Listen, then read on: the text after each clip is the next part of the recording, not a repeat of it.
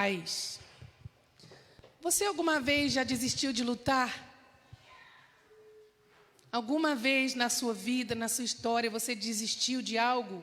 Um sonho, um projeto? Até mesmo pensou em desistir da própria vida?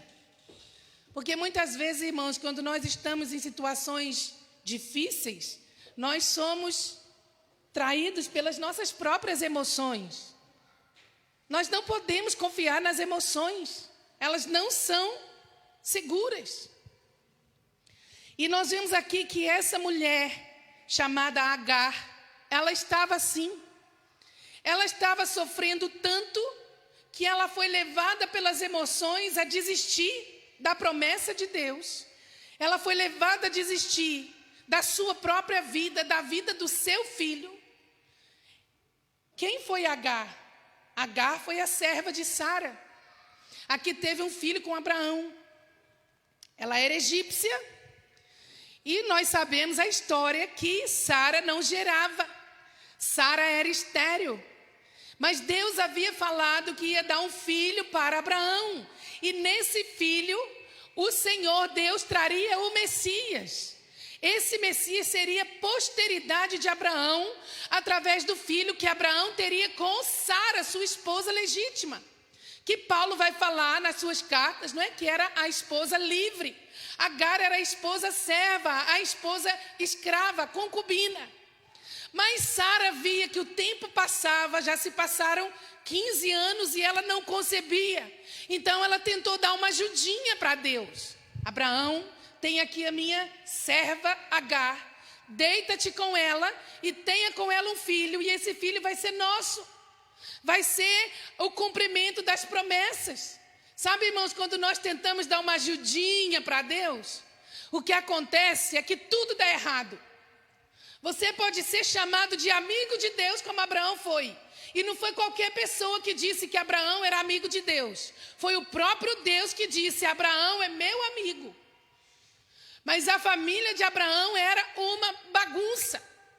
Então há esperança para nós, não é? Então Agar dá à luz o primeiro filho de Abraão e coloca o nome de Ismael. Deus falou que era para colocar o nome de Ismael. Só que quando a Agar estava grávida, ela se tornou um pouco arrogante e começou a desfazer da sua senhora Sara. Elas começaram a ter conflitos. Ela talvez se sentisse mais importante que a sua senhora, porque ela poderia gerar um filho para Abraão, mas a Sara, a esposa legítima, não.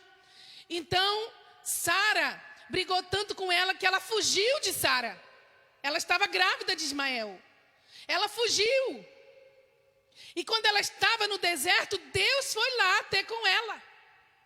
Deus foi lá e a palavra do Senhor diz que o anjo do Senhor, o anjo de Deus, o próprio Jesus Cristo foi lá falar com Agar. Em Gênesis 16, 9, a gente lê essa história. Então lhe disse o anjo do Senhor. Note que aqui o anjo do Senhor está com letra maiúscula. Então significa que era o próprio Jesus quem estava agora ali no deserto a conversar com Agar. Volta para a tua senhora e humilha-te sob as suas mãos. Disse-lhe mais o anjo do Senhor: multiplicarei sobremodo a tua descendência, de maneira que por numerosa não será contada. Disse-lhe ainda o anjo do Senhor: concebeste e darás à luz um filho, a quem chamarás Ismael, porque o Senhor te acudiu na tua aflição. Ele será entre os homens como um jumento selvagem. A sua mão será contra todos e a mão de todos contra ele. E habitará fronteiro a todos os seus irmãos. Então ela invocou o nome do Senhor que lhe falava: tu és o Deus que vê. Daí vem a expressão Jeová El Roi, o Deus que vê. Pois disse ela: não olhei eu para o lugar, para aquele que me vê.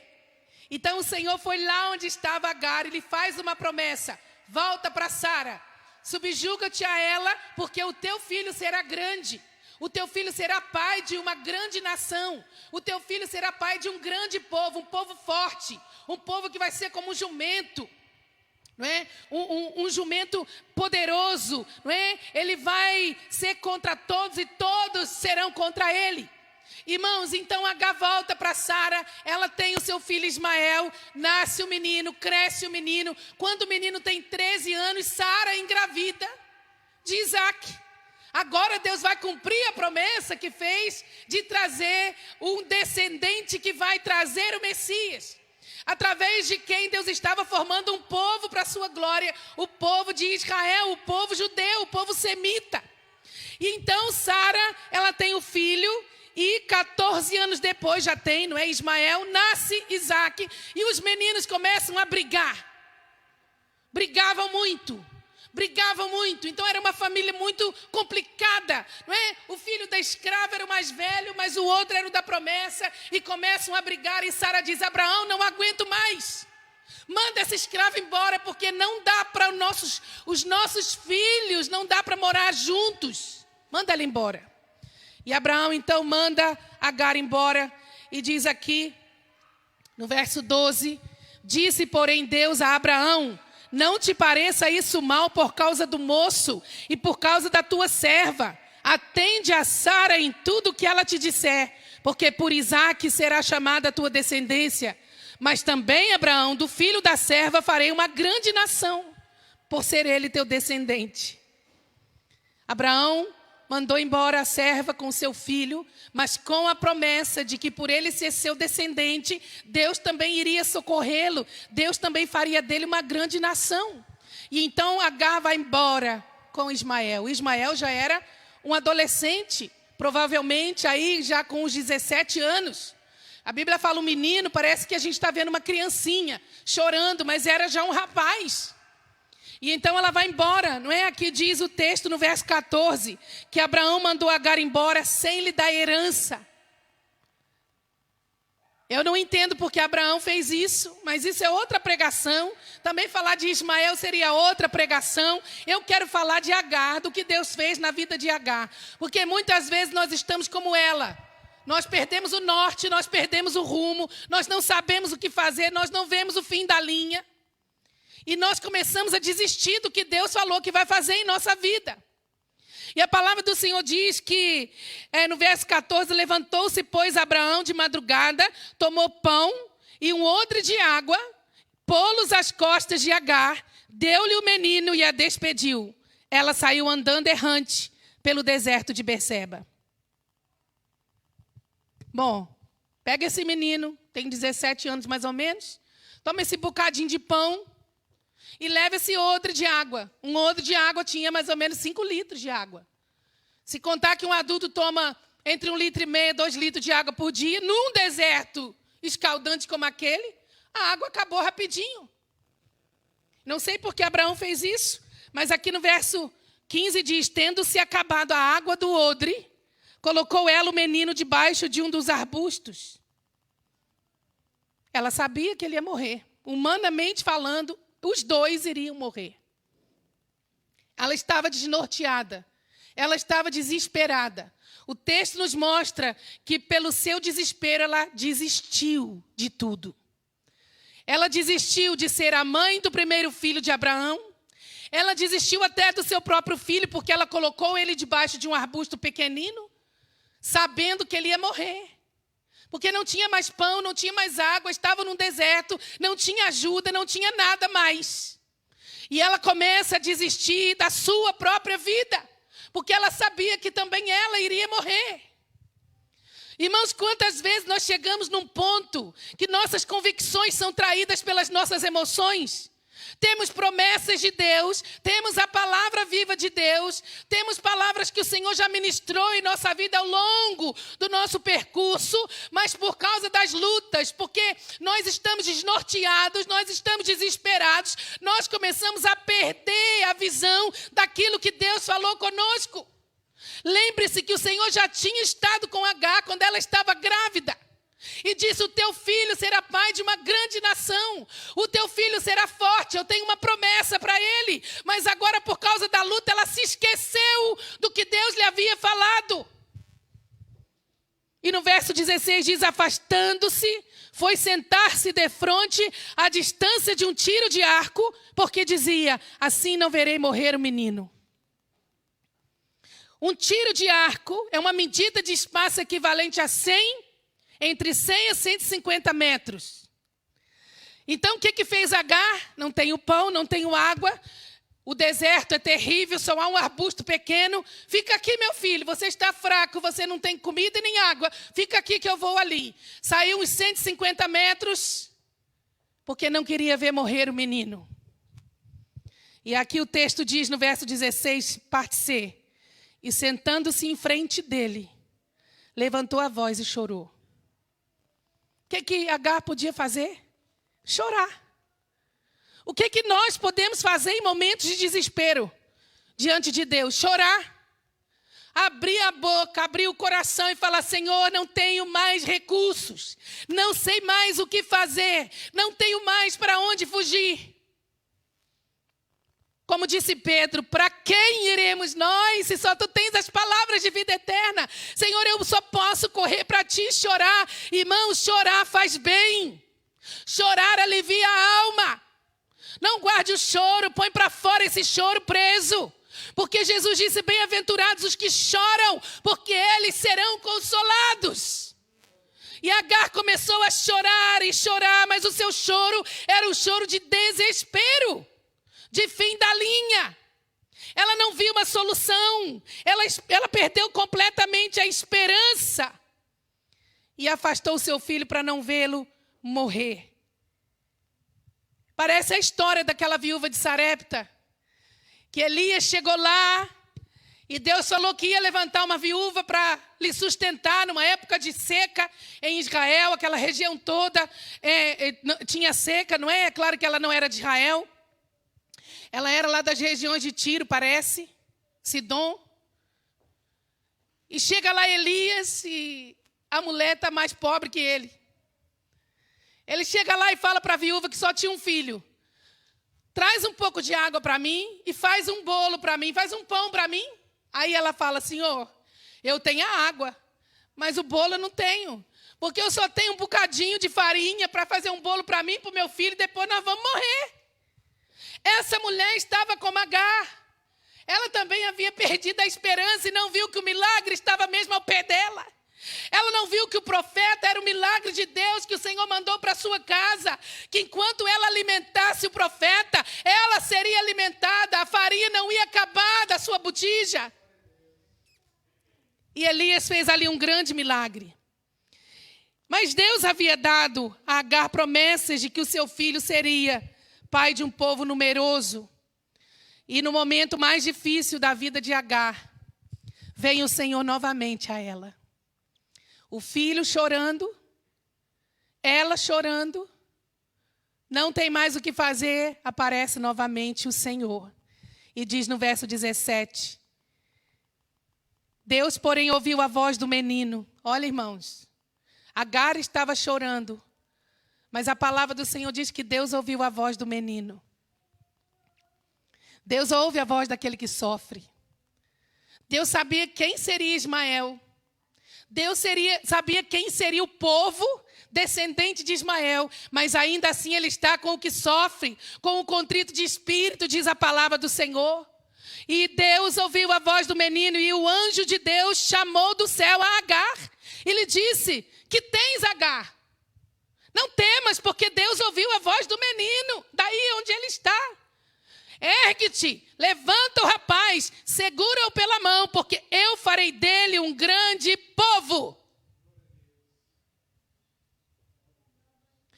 Nós podemos chorar, mas não podemos ficar, irmãos, parados, travados, sabe?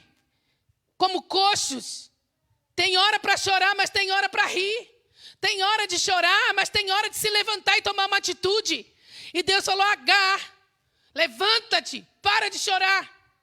Ergue-te, a palavra do Senhor diz: ergue-te.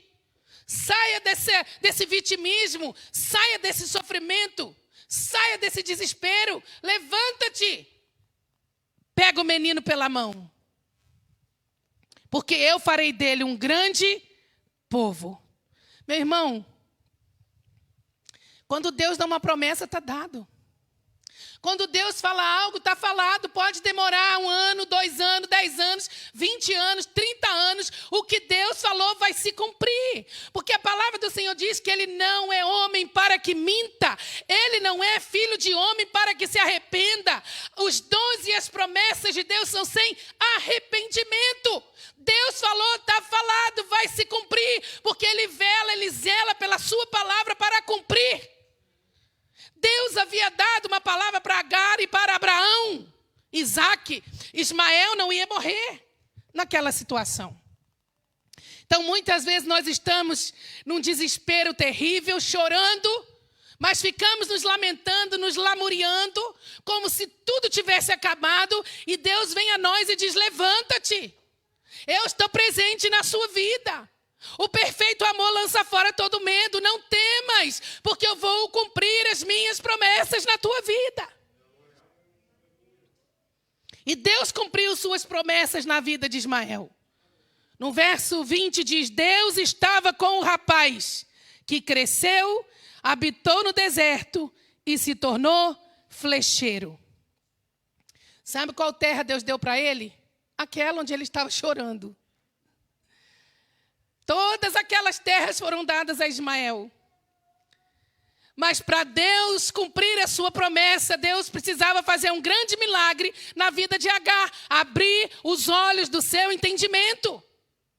Porque ela estava perto de um poço de água, mas por causa do desespero, com as emoções baralhadas, ela não viu o poço. Ela não viu o milagre. Ela não viu a solução. Como nós muitas vezes estamos. Deus está fazendo coisas tremendas à nossa volta, mas nós não vemos porque os olhos do nosso entendimento estão fechados, irmãos. E Deus precisou abrir os olhos de Agar. Diz assim: abrindo-lhe Deus os olhos. Eu amo essa frase. Abrindo-lhe Deus os olhos. Viu ela um poço de água. E indo a ele, encheu de água o odre e deu de beber ao rapaz. Abraão não se preocupou em dar uma herança, em dar uma grande provisão. Abraão não se preocupou em dar um animal com muita água, muito pão, muito cereal. Mas o Pai Celestial estava lá cuidando de tudo. Onde há Deus e a presença de Deus, a promessa de Deus está conosco. Estamos debaixo da bênção do Senhor, irmãos. Deus já preparou tudo que nós precisamos. Tudo que você precisa, o Pai Celestial já providenciou. Ele já preparou tudo. Não somos nós que preparamos a mesa, é o Pai que prepara a mesa. Não somos nós que colocamos o alimento na mesa, é o Pai que coloca o alimento na mesa. Tudo já está preparado pelo Senhor. Nós cantamos, né? Tudo já está preparado aqui. A casa e o meu coração também. Mas o Pai também canta para nós. Meus filhos, tudo já está preparado aqui. Eu já preparei a mesa, eu já preparei o cordeiro, eu já preparei o animal cevado. Agora senta-te na mesa e coma da minha presença, coma da minha fartura, coma do que eu tenho preparado para a tua vida. Esse ano Shemitah vai ser pão na sua mesa, vai ser fartura na sua casa. Não é pela sua força, não é pelo seu árduo trabalho, não é por você comer o pão de dores, é porque o Senhor já preparou tudo no seu celeiro celestial. O que você precisa? O Pai já preparou. O que os discípulos de Jesus precisavam quando estavam novamente no Mar da Galileia, depois de Jesus ter morrido? Eles precisavam de perdão e de se sentirem perdoados. Eles precisavam de um novo destino, um realinhamento na missão que Jesus lhes tinha dado há 3 anos atrás. Aí Jesus chega lá no Mar da Galileia, eles estão pescando de novo. Aí Pedro olha o Senhor, Jesus fala para eles voltarem para o mar, porque não tinha pescado nada de novo. Aí eles voltam, acontece uma pesca maravilhosa, pescam 153 grandes peixes. Aí João diz assim: eu acho que quem está lá é o Senhor. Pedro então se joga na água, vai ter com o Senhor. Os outros chegam no barquinho. Quando chegam lá, tudo já estava preparado. Já havia uma mesa com pães e peixes. já vi o perdão, já vi o destino, já vi o realinhamento. Jesus disse: Pedro, se tu me amas, apacenta as minhas ovelhas. Eu envio vocês de volta. Eu confio em vocês o reino. Tudo já está preparado, tudo que nós precisamos, o Senhor já preparou. Nós não podemos deixar as emoções governarem a nossa vida, irmãos. E com muita facilidade nós somos traídos. Por isso nós precisamos vigiar o nosso coração, porque ele é enganoso. Nossas emoções nos traem. É um diagnóstico médico, nosso coração vai abaixo. É uma dívida impagável que aparece, nosso coração vai abaixo. Esse ano, quantos começaram com Covid, o coração vai abaixo, o medo chega, o desespero bate a porta. É uma infidelidade conjugal, o coração vai abaixo. É descobrir que o filho anda nas drogas, o coração vai abaixo. São os desafios do ministério, o coração vai abaixo. Por quê? Porque as emoções elas vêm para nos trair muitas vezes. E Deus precisou abrir os olhos de Agar para que ela visse que eles não iriam morrer. E que Deus iria cumprir as suas promessas na vida do seu filho. Mas ela só precisava ver o poço. Diga comigo assim: eu só preciso ver o poço. Diga para o seu irmão: você só precisa ver o poço. Eu só preciso ver o poço. O poço está aqui à minha frente, mas eu não estou vendo. Porque para eu ver o poço, para eu ver o milagre, para eu ver o manancial de vida, para eu ver o Senhor, para eu ver o que Deus tem para a minha vida, o Senhor precisa abrir os olhos do meu entendimento. Por isso que muita gente vem na igreja e vai embora como entrou. E muita gente vem no mesmo culto e sai transformado. Porque um deixou que Deus abrisse os olhos do seu entendimento, o outro não deixou. Aí o que deixou que os olhos fossem abertos, ele vai com o seu milagre, ele vai com a sua palavra, ele vai com a certeza de que o Senhor tem aquilo para a sua vida. Deus renovou suas esperanças, como Deus renovou as esperanças de Agar. Porque quando ela viu o poço, isso fez toda a diferença na sua vida. Ela recobrou as forças, ela voltou a ter esperança, ela agora toma o filho pela mão e ela vai adiante. Sem olhos abertos, irmãos, nós não vamos conseguir viver em novidade de vida em 2022. Porque nós vamos andar desnorteados e sem rumo, como aqueles que não conhecem ao Senhor. A pior coisa é um crente sem rumo. É um crente desnorteado. É um crente que ainda não encontrou seu destino. Porque ele é um crente carnal, ele ainda não teve a revelação, não deixou Deus abrir os olhos do seu entendimento. E quando o Senhor abre os olhos do nosso entendimento, duas coisas acontecem. A primeira coisa que acontece é que nós vemos e desfrutamos daquilo que Deus já fez. Eu vejo e começo a desfrutar, não daquilo que eu vou receber, mas daquilo que eu já recebi. Porque é certo que Deus, ele não vai ficar me dando promessas futurísticas. Não. Deus não tem promessas futurísticas para a tua vida. Deus já te deu promessas para hoje, para desfrutar hoje daquilo que Ele já colocou na sua vida. Irmãos, eu amo o que Paulo disse lá em Efésios 1, verso 3. Ele diz assim: bendito Deus e Pai de nosso Senhor Jesus Cristo, o qual já nos abençoou com todas as bênçãos espirituais nas regiões celestiais em Cristo Jesus. Vamos ler juntos bem alto? Bendito Deus e Pai de nosso Senhor Jesus Cristo, o qual já nos abençoou com todas as bênçãos espirituais nos lugares celestiais em Cristo. Eu só preciso tomar posse daquilo que Deus já me deu, daquilo que Ele já fez para mim. Porque eu já sou abençoada, eu não vou ser abençoada. Eu já sou abençoado naquilo que Jesus fez na cruz do Calvário. Mas muitas vezes eu não vejo.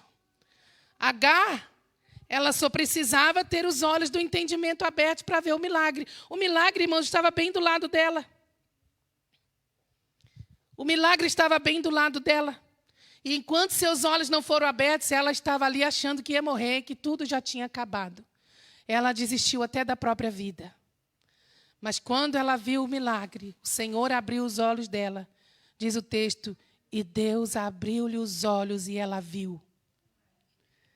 Isso fez a diferença na sua vida, porque ela recobrou o ânimo para viver agora em novidade de vida.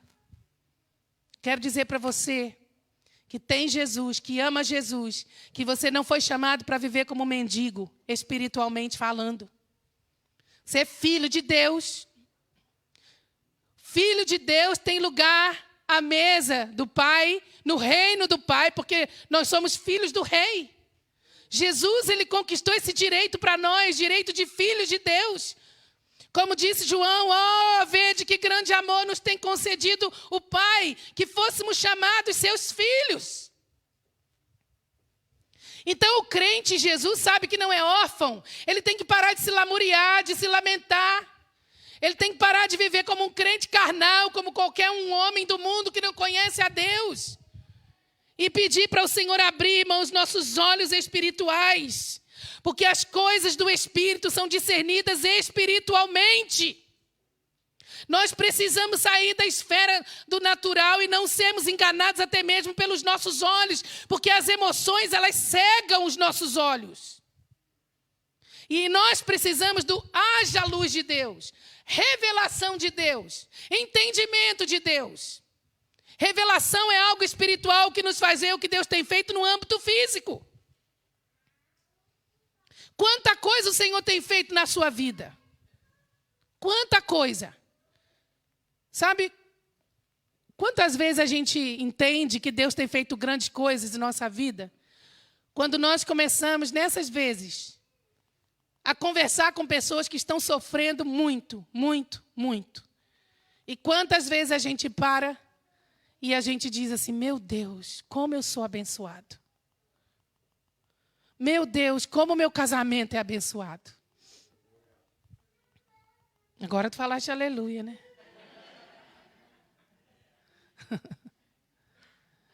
Senhor, o meu pai não é rico como Bill Gates. Não, meu filho, mas ele é melhor que o Bill Gates. Senhor, a minha esposa não é tão bonita como a Angelina Jolie. Não, meu filho, mas ela é a melhor que você podia ter. Senhor, o meu pastor não é o top das galáxias, não, mas é o melhor. A minha igreja não é a top das tops lá, como aquela que é moderna, que faz, acontece, tem isso e aquilo. Não, ela é melhor. Você que não está valorizando, você que não está vendo. E fica orando, Senhor, faz um milagre na minha vida, faz um milagre na minha vida. Aí o Senhor vem e fala, epa, olha para o lado, deixa eu abrir um pouquinho os olhos do seu entendimento. Olha para o lado. Olha como eu tenho cercado você de bens. Olha como eu tenho cercado você de boas pessoas. Olha como eu tenho cercado você de família. Olha como eu tenho dado para você uma família espiritual. Olha, você pode ver, você pode ouvir, você pode falar, você pode andar, você pode sentir, você pode comer, você pode cheirar. Você é um milagre vivo. Que poço você não vê? Que milagre você não consegue enxergar? Nós precisamos ver o poço, irmãos. Senão vamos desistir de tudo como Agar. O seu marido é perfeito? Não é perfeito, claro que não. Mas tenta olhar o seu marido com as lentes de Deus. Como Deus vê o seu marido? Só assim, né, irmão Marizan? Não, quando esse homem estiver dormindo, você olha para ele, mulher. Olha para ele. E fala, Senhor, como é que tu vês o meu marido? O Senhor não vai falar para você, porque Deus não faz isso. Deus não é fofoqueiro, Deus não arruma confusão. Ele não é Deus de confusão. Ele só vai falar coisas boas que ele vê no seu esposo. Seu marido é um trabalhador. Seu marido luta para ser santo, o seu marido luta para sustentar a casa, o seu marido é fiel, o seu marido, ele me agrada. Aí você vai começar a olhar o seu marido com as lentes de Deus. Mas você, marido, como é que você vê sua esposa? Ela é perfeita? Não. Comece a olhar ela pelas lentes de Deus. E Deus vai falar para você como Ele enxerga ela.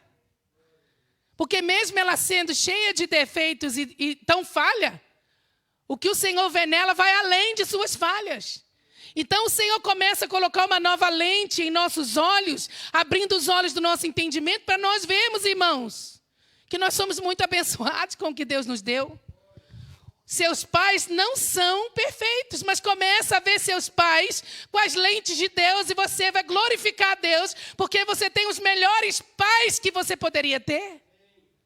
Você nasceu na família certa. Eu não escolhi meus pais, né? Estava ouvindo a pastora Edmeia falar isso. Eu não escolhi meus pais, mas meus pais também não me escolheram. Se eu nasci naquela família, foi porque Deus, Ele teve um plano de eu nascer ali para enriquecer a família, abençoar a família, ser ali um divisor de águas na vida da minha família. Começa a ver seus pais com as lentes de Deus. Começa a ver seus filhos pelas lentes de Deus. E você vai começar a crer em todas as promessas do Senhor. Olha para os seus filhos, olha as qualidades dos seus filhos. Não olhe para os defeitos, não olhe para aquilo que eles não são. Olhe para aquilo que eles são e comece a vê-los pelas lentes de Deus. E você vai ver que a palavra do Senhor diz que Deus chama à existência aquilo que não é como se já fosse. Então você vai trazendo à existência todas as promessas que Deus tem para os seus filhos, para a sua casa, para você, para o seu negócio, para a sua família, sabe, para os seus parentes, para os seus empreendimentos e para esta casa que o Senhor nos deu para nós cuidarmos e zelarmos. Podemos não ter tudo que sonhamos, irmãos, mas se nós temos o Senhor, nós temos tudo de que precisamos. O Senhor estava lá com Agar. Ela olha à volta, não tem nada, não tem nada. Os olhos não viram. Deus não fez aquele poço nascer na hora, não. Ele já estava lá. Ela que não viu. Mas Deus estava lá. Se você tem a presença de Deus, você tem tudo o que você precisa para esse ano.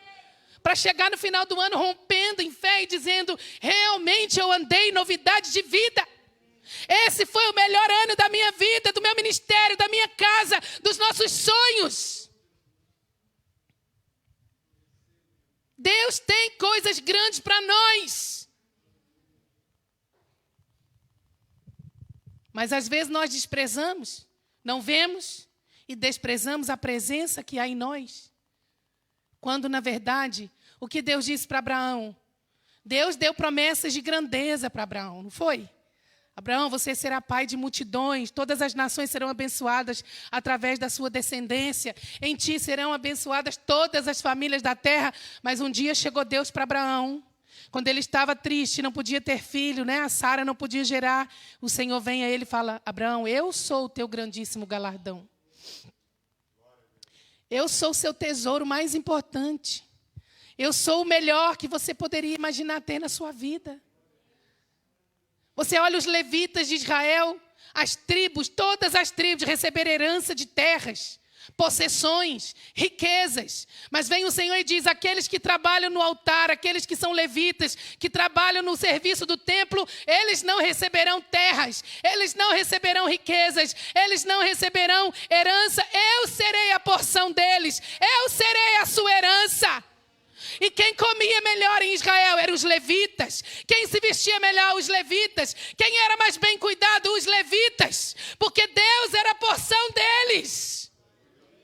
É isso que nós precisamos, irmãos. Deus chegou para Paulo e disse, o que, Paulo? Você está me pedindo para tirar esse espinho na sua carne, essa luta da sua vida. Mas saiba que a minha graça te basta. A minha graça te é suficiente. Esteja contente de ter a minha presença. Não importa se você vê o milagre ou não, se você vir a presença do Senhor já é suficiente. Porque ela vai trazer paz ao seu coração. Você não vai desistir daquilo que Deus tem falado para a sua vida. Pense comigo. Como filho de Deus você tem direito à paz? Como filho de Deus, você tem direito à alegria. Como filho de Deus, você tem direito ao amor. Como filho de Deus, você tem direito a uma família. Claro que tem. Então vamos orar, Senhor, dá-me olhos para ver e ouvidos para ouvir. Porque nós temos olhos, mas às vezes nós não vemos. Nós temos ouvidos, mas às vezes nós não ouvimos. Nós precisamos de revelação, irmãos. O Senhor precisa abrir nossos olhos para nós vermos. Porque se nós não tivermos os olhos do nosso entendimento abertos, nós vamos ser tão carnais quanto o povo aí fora. Eu vou dizer para você uma coisa. Sabe por que muita igreja, eu não vou dizer muita igreja, eu vou dizer dentro da igreja de Jesus no mundo, sabe por que tem muito espírito de Balaão? Falsos profetas, interesseiros, gananciosos, ostentadores. Porque não tem discernimento no povo de Deus. Porque não tem revelação da palavra. Porque não conhece a palavra, não tem um discernimento natural. Sabe por que tem se levantado muito espírito de Jezabel na igreja? A mulher profetiza, a mulher sensual, a mulher dominadora, a mulher manipuladora, a mulher usada pelo diabo, porque não tem discernimento no meio do povo de Deus. Porque o povo come qualquer coisa, o povo recebe qualquer coisa. E a igreja está se enchendo de falsos profetas, de falsos ensinamentos, de uma mensagem rasa, de uma mensagem que não salva, de uma mensagem que não traz arrependimento. E Jesus, ele falou isso. Espírito de Balaão na igreja dos últimos dias, espírito de Jezabel na igreja dos últimos dias, falsos profetas na igreja dos últimos dias. Uma vez eu fui pregar numa igreja que eu fiquei com vergonha quando vi que a pastora subiu no púlpito com uma mini saia, um salto desse tamanho, um batom mais vermelho que eu já vi na minha vida, os olhos todos pintados à volta. E subiu lá como se fosse a coisa mais normal do mundo. Irmãos, é por isso que a igreja de Jesus, parte dela, vai ficar quando Jesus voltar. Porque não tem tido discernimento, não tem tido revelação, não tem tido os olhos do entendimento abertos. E os cegos estão guiando outros cegos, como Jesus disse. E quando um cego guia outro cego, ambos vão cair no precipício. Estava aqui na hora do louvor, que ambiente fantástico, que ambiente poderoso. Como nós temos de desfrutar do que Jesus já nos deu, a sua presença em meio aos louvores. E quando nós temos um ambiente como esse, logo depois vem um banquete da palavra. Como é bom fazer parte de uma igreja assim.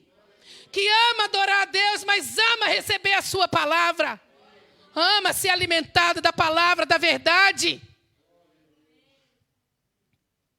Deixa o Espírito Santo abrir os olhos do seu entendimento, para você ver tudo o que Ele já lhe deu. O que Ele já fez por nós. Já nos deu a salvação da nossa alma. Já conquistou para nós na cruz do Calvário o amor, a alegria, a paz.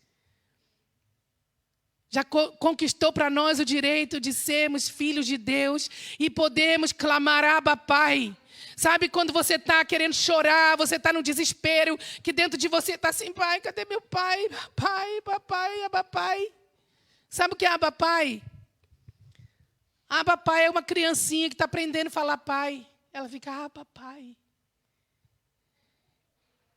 E a Bíblia fala que o Espírito que Deus colocou dentro de nós, que é o penhor da nossa herança, nossa garantia de vida eterna, esse Espírito está aqui dentro em ebulição, dizendo, Abba, Abba, Pai. Você pode dizer Abba, Pai, porque você é filho de Deus. Você é filho pelo que Jesus fez na cruz, você agora é filho de Deus. Então você pode ter certeza de que o Pai está com você e você está ali na presença dEle, sendo aceito por aquilo que Jesus fez. Quanta coisa o Senhor tem feito por nós. O que é que o Senhor fala lá em Jeremias 29? Eu é que sei os pensamentos que tenho para vós, são pensamentos de paz e não de mal, para vos dar uma esperança e um futuro. Quanta coisa o Senhor tem feito, quanta coisa boa Ele tem pensado a nosso respeito. Então a primeira coisa é nós desfrutarmos daquilo que Deus já fez por nós e para nós. E a segunda coisa é que o milagre ele é encarnado aqui e agora. Diga comigo, aqui e agora. Aqui e agora. Porque essa história de crente, né, tem a promessa futurística de bênção. Eu já cheguei à conclusão que eu só vou ser feliz no céu. Então eu tenho de me conformar com a vida que eu levo aqui. Eu recebi Jesus, eu tenho um passaporte para ir para o céu, então aqui eu já sei que eu não vou descansar, eu sei que aqui não vou ser feliz, eu sei que o que me espera aqui é só tristeza, é só cansaço, é só tribulação, porque Jesus disse que eu teria aflição. Não, irmãos, vamos parar com essa conversa.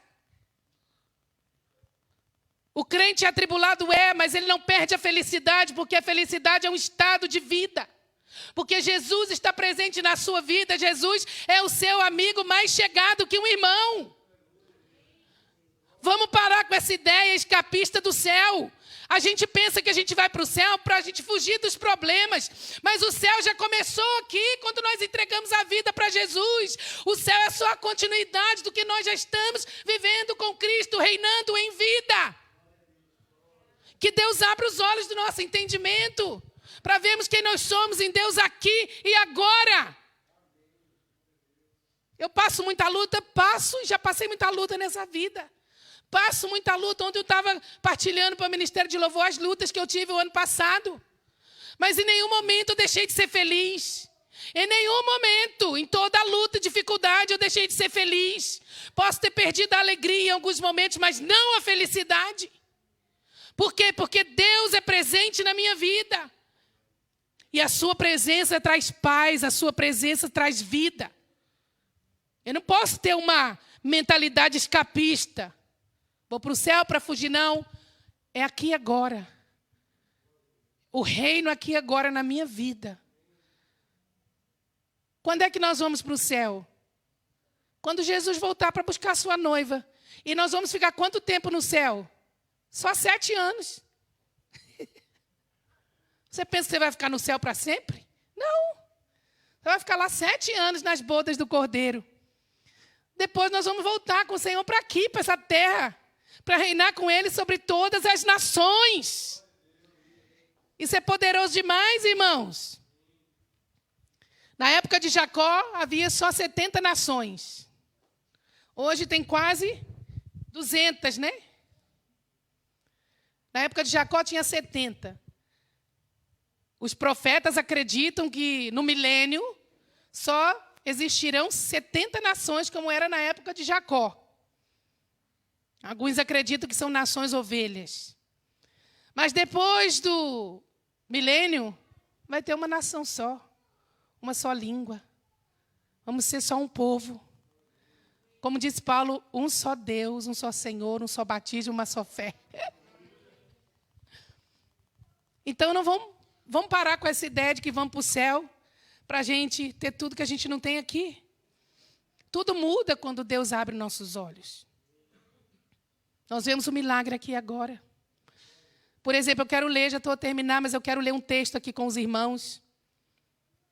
Está lá em 2 Reis, que conta a história do rei da Síria, que entrou em Samaria para destruir o profeta Eliseu e, consequentemente, destruir o rei de Israel. Então, ele entra em Samaria, arregimenta os seus soldados, regimenta a cavalaria, e eles vão para Samaria, que era a sede, não é? A capital do reino do norte, do reino de Israel. E eles vêm. Quando eles vêm, o servo, o discípulo de Eliseu, que não tinha olhos do entendimento abertos, ficou com medo, porque ele viu, humanamente falando, que eles não tinham condições de vencer aquele exército poderoso da Síria. Então ele começa a temer. Aqui no 2 Reis 6:15, e o servo do homem de Deus se levantou muito cedo e saiu. E eis que um exército tinha cercado a cidade com cavalos e carros. Então o seu servo lhe disse: ai, meu senhor, o que faremos? Está igual a H, vamos morrer. Nós agora não tem jeito para nós, não, nós vamos morrer. E disse Eliseu: não temas, porque mais são os que estão conosco do que os que estão com eles. Aí o servo deve ter pensado: mas eu vejo que nós somos 2. E o exército vem aqui todo contra nós, como é que pode? E orou Eliseu e disse: Senhor, peço-te que lhe abras os olhos para que veja. Põe a mão na sua cabeça e fala: Senhor, eu te peço, abre meus olhos para que eu veja. o que Eliseu via. E o Senhor abriu os olhos do moço e viu, e eis que o monte estava cheio de cavalos e carros de fogo em redor de Eliseu. Esse é o nosso Deus. Nós não precisamos temer os 10 milhares que nos cercam. Por quê? Porque à nossa volta tem carros de fogo, cavaleiros de fogo. O príncipe dos exércitos celestiais que viu ele, Josué, está conosco e presente em nossa vida. Mais são os que estão conosco do que aqueles que estão lá fora. Maior é o que está em nós do que aquele que está no mundo. Parece que estou cercado, mas sou guardado por ti. É assim que temos que viver 2022. Parece que estou cercado, até estou cercado, mas o Senhor está à minha retaguarda. O anjo do Senhor acampa-se ao redor daqueles que os temem e os livra de todo mal. Aleluia! Deus está presente. Isso faz a diferença. Aleluia! Aí sabe o que Eliseu fez? Vem os inimigos todos, chegam todos. Aí Eliseu fala, ele pede para Deus abrir os olhos. Agora ele faz assim, Senhor, fecha os olhos desses soldados todos. Que eles fiquem todos cegos. Aí fica tudo cego. Vamos para onde agora? A gente não enxerga. Aí Eliseu pega todos eles e leva lá para o rei de Israel. Centro de Samaria. Aí o moço também cego espiritual, né? Ai, olha, eu acho que agora o rei vai matar todos esses soldados aí, inimigos lá da Síria. Chega lá no rei, o rei olha aquilo tudo e fala, agora eu vou me vingar desse exército sírio. Eliseu disse, não, senhor, rei. O senhor vai alimentá-los muito bem. Vai dar de comer para todos eles. E depois eu vou orar para Deus abrir os olhos deles de novo. Aí eles comeram tudo que podia. Aí Eliseu ora, Senhor, abre os olhos desses soldados. Aí o rei olha para Eliseu e fala, então você está maluco? São nossos inimigos. Eu tinha que matá-los, ainda manda alimentá-los e agora abre os olhos deles. Então, manda eles embora para o rei deles. Nunca mais esses soldados vão voltar aqui para perseguir Samaria. E assim foi, houve paz. Um homem de Deus tem de ter discernimento, irmãos. Senhor, abre nossos olhos. Os olhos do nosso entendimento. Porque senão nós vamos ver as coisas, ou não vamos ver as coisas, como naturais demais. A mulher samaritana viu um judeu à sua frente, conversando com ela. Ah, mulher, se tu soubesse quem te pede água, tu é que me pedirias, eu te daria de água viva. Ah, Senhor, me dá essa água, para que eu não tenha que vir no poço, mas tomá-la. Mas eu sei que o Messias vai vir. O Messias estava ali com ela, conversando. Mas ela estava com os olhos do entendimento cegados. Eu sei que o Messias virá e ele vai anunciar todas as coisas. Mulher, eu sou. Eu que falo contigo.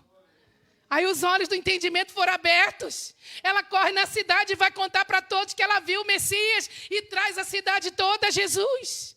O que nós precisamos, irmãos, é que Deus abra os olhos do nosso entendimento. Para nós vermos que Ele é muito mais do que um carpinteiro, muito mais do que o filho humano de José. Que Ele é o Rei dos Reis, o Senhor dos Senhores, que prometeu estar conosco todos os dias da nossa vida, porque Ele é o Emanuel, o Deus conosco. José também precisou de ter seus olhos abertos, o pai humano de Jesus, porque ele viu só uma grávida. E ele tentou fugir dela, fugir da relação. Mas o Senhor foi lá, através do seu anjo, e abriu os olhos do entendimento de José e disse, José, não temas receber Maria, tua mulher, porque o que nela está gerado é do Espírito Santo. Ela dará à luz um filho e tu porás o nome de Jesus, porque ele salvará o seu povo dos seus pecados. Agora, em todo lugar onde Jesus estava, José conferia com Maria todas as coisas no seu coração, porque agora ele teve os olhos do entendimento abertos. É isso que nós precisamos, irmãos, nessa manhã. Que o Senhor abra os olhos do nosso entendimento. E eu quero convidar você a ficar de pé e eu quero ler o último versículo. O apóstolo Paulo, ele diz assim, Efésios 1:18, oro ainda para que os olhos do vosso entendimento sejam abertos, para que saibais qual é a real esperança do chamado que Ele vos fez, quais são as riquezas da glória da sua herança nos santos. Essa é a minha oração. Que Deus abra os olhos do nosso entendimento nessa manhã. Você consegue fazer essa oração aí no seu lugar?